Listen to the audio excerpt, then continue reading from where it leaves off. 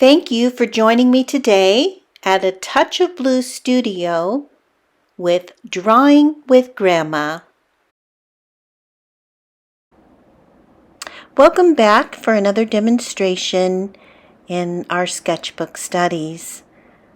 Today I'm beginning a color study of a swan, and you can see I started a quick sketch of the oval, and the tilt of the axis of the head is going to be very important for this accurate positioning of this swan mama. We are going to build the large oval now of her body. She's kind of at an angle. And then to make sure we're filling the compositional space correctly, the first signet is positioned on that right side, swimming in the same direction that she is. So we're going to do the oval of his head, and his head is tilted down as well. The body is another oval, and then placing those ovals in relation to one another and to the other objects on the surface is going to really help create an accurate drawing. So I want to build a little bit more form to her and make sure that I have the size relationship to the two correctly. This second signet is in the foreground, and this one also has an oval head, and I would say the body's more of a circle oval. And then the third one is there up on the right, and I'm sorry that's a little bit off the page, but as we move forward I will make sure that we get that placed correctly. So the mama has a beautiful reflection in the water that we also want to build a shape for to make sure we're getting the size relationship. And now we're going to actually begin the watercolor studies. And I'm going to begin with a wash of a cerulean blue. And I'm going to use the edge of my brush to kind of create some movement in the water and to leave some of the white paper showing through to create some variations of value. And then just some energetic marks to kind of help create that feel of moving water. We want it to look like this mama and babies are actually swimming, and the ripples are being caused by their movement, and it'll just add a lot of opportunity for beautiful colors to be interacting. My plan for this study is to do an underpainting of watercolor to kind of lay in the foundational colors, and then I'm going to take oil pastel on top for details and for the broader scope of enriching the color palette. So let's begin with the watercolor washes. I'm starting with the cerulean blue to kind of develop the feel of the water. And you can see that I added some violet into it as the next layer. And now I'm going in with ultramarine blue over some of those strokes and still trying to leave some of the patches of paper left white or lighter value to kind of create a sense of reflection.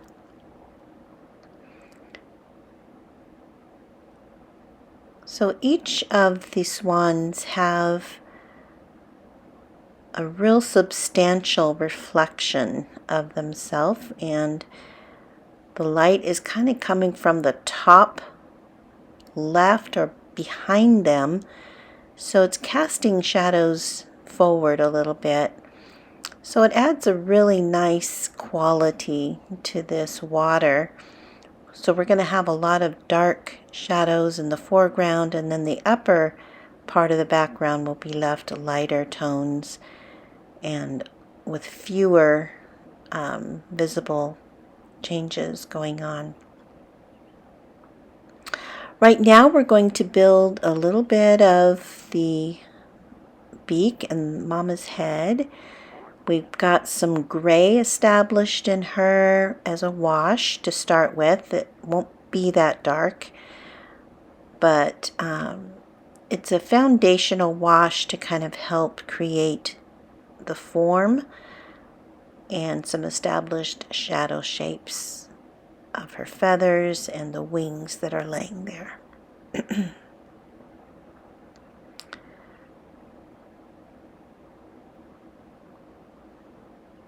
The darkest part of her is right there in that curve of the neck, which helps give the illusion of the angle that she's positioned in. We're going to go ahead and do some washes over the darker areas under her against the water and on the baby's beaks and eyes and their reflections as well. I am a little disappointed with the quality of this illustration board. It's a new brand that I started using, and it's excellent for pencil work, but it is not doing real well with the watercolor as far as holding the paint. And you can see in the upper left that it actually peeled a little bit of the paper off. So I won't be using this board for watercolor again, but I think I'm going to keep moving forward on this because I do think it'll hold the oil pastel pretty nicely.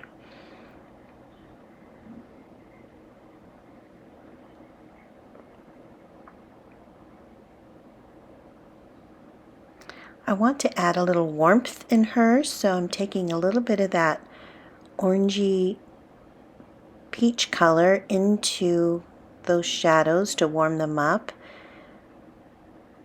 And it just adds a little bit more of a appealing color rather than that deep gray, which is actually what it looks like in the reference.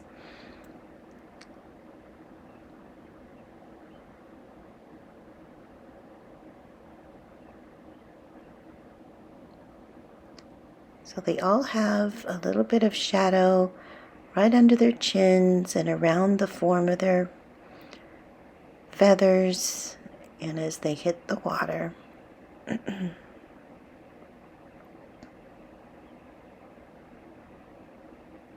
want to try to unite them with the water as much as I can and have some of the colors in the water be on them and make sure the reflections reveal the colors that they are. So that'll help to bring unity to the whole painting.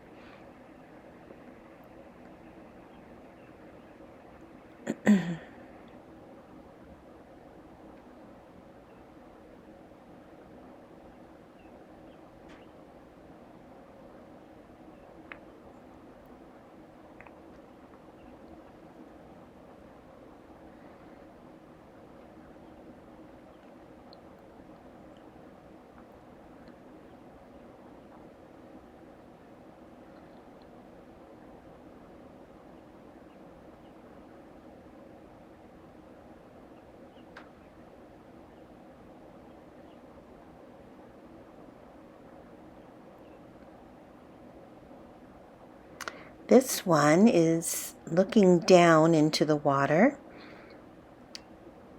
and it's important that I get that head shape. All of them have a really light rim where the light is hitting on the very top of their heads, and I've got to be careful to not cover that up. It helps with that illusion of the light source.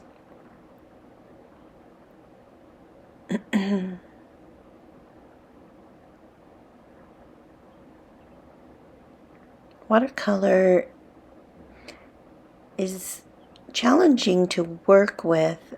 My main medium is oil paint, and it's much easier to manipulate oil and to make changes than watercolor is, especially when you apply darker colors. trying to pick them up, trying to get the white highlights to show again is challenging. So I need to probably slow down and be a little more careful.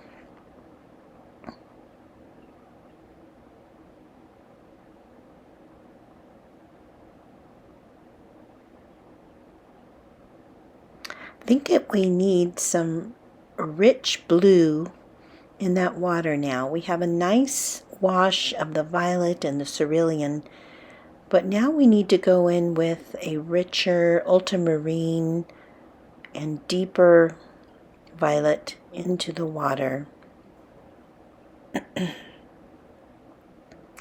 So let's do that, and then we'll begin the oil pastels on top.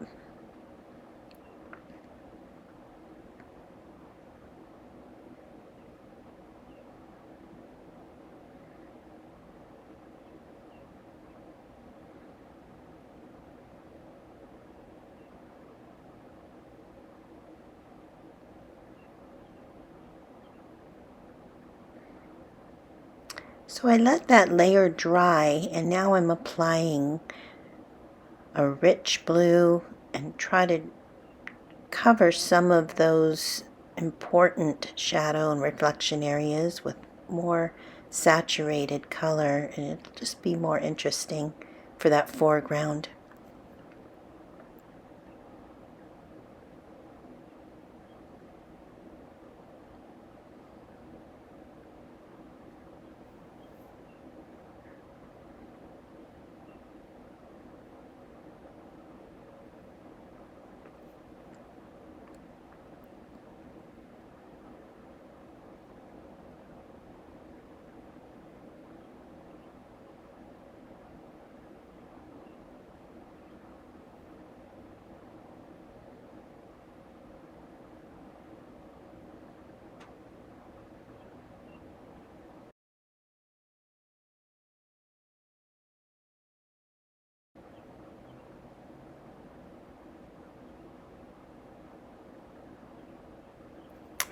Okay, let's take one more look over this wash, and then we can begin the oil pastel studies on top.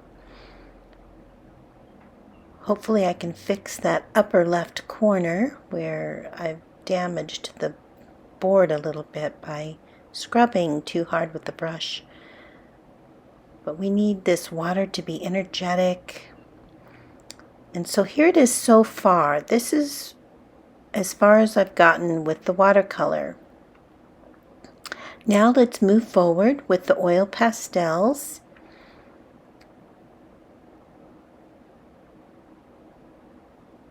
And so I'm taking some white in and just softening a lot of the edges that are a little too strong, and trying to emphasize the light source a little bit, which I said was coming from the upper left and behind them,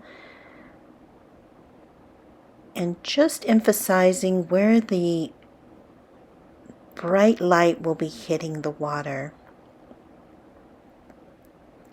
I don't want to cover the underpainting in watercolor, but I do want to now emphasize those little areas of the paper that I left untouched, and to create these ripple shapes, little gleams of water, and then make sure that her features, like that tail and her back where it meets the neck, have a very strong light and dark contrast, and that will help so much with the beauty of the painting, and where her body hits the water. Also, these babies that I mentioned have a strong light hitting the top, and their little fluffiness needs to show, so I want to be sure to build that and to shape them up and make them look full and fluffy and interacting with the gleams on the water.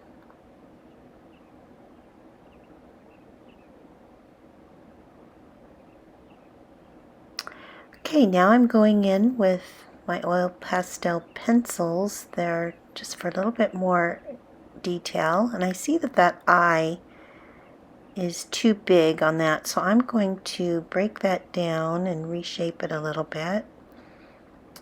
I'm taking dark gray in and working on some detail in the strongest darks now. So I was working on the lightest lights, and now I'm working on the darkest darks.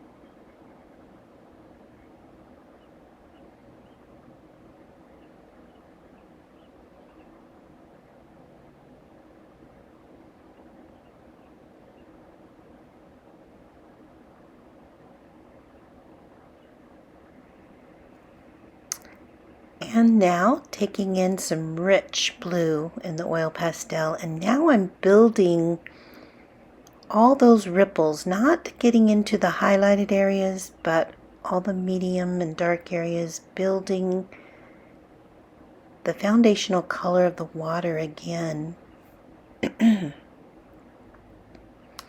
So it's just adding some beautiful interaction with all those light areas.